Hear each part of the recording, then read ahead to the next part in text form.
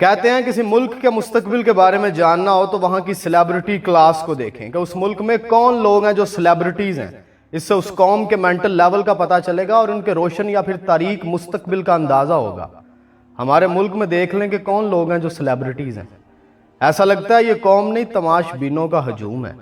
آپ دنیا کی تاریخ پڑھ لیں یا پھر آج کے دن ترقی یافتہ ممالک کو دیکھ لیں. ان کی سیلیبریٹیز ہوں گی اہل فہم، اہل دانش، اہل علم، کریٹو دماغ، تھنکرز، فلاسفرز، یا پھر وہ لوگ جو ایک رول پلے کر رہے ہوں گے معاشرے کی ترقی میں. ان کی سیلیبریٹی کلاس ان قوموں کی سنجیدگی اور مستقبل کی ترقی کی عکاس ہے. جبکہ پاکستان کو دیکھیں جس کی قوم کر رہی ہے احمقوں کی پذیرائی، اہل فہم و دانش کا مقدر ہے یہاں تنہائی، اور پوری دنیا میں ہو رہی ہے اس قوم کی جگ ہسائی. لیکن مجال ہے کہ یہ قوم اپنا رویہ بدلے.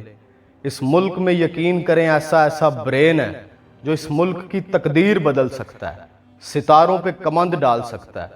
اگر اس قوم نے اپنے ان برینز کی قدر نہ کی، ان کو فیسیلیٹیٹ نہ کیا، ان سے استفادہ حاصل نہ کیا، تو یاد رکھنا تمہاری داستان تک نہ ہوگی داستانوں میں.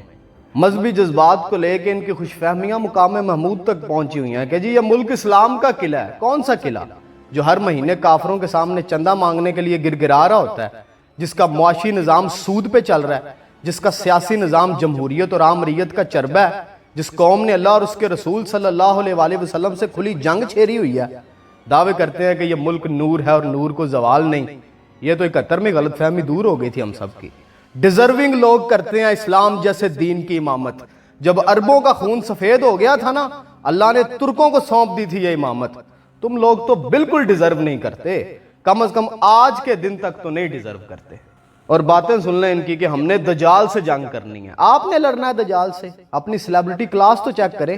اس کو اپنے نظام میں بھرتی کرنے کے لیے ایسے لوگ چاہیے ہوں گے جو کرپٹ ہوں، لالچی ہوں، بے ایمان ہوں، بے حیاء ہوں، بدعنوان ہوں، ظالم ہوں. اور وہ سارے کے سارے لوگ اسے پتہ ہے کہاں سے ملنے ہیں؟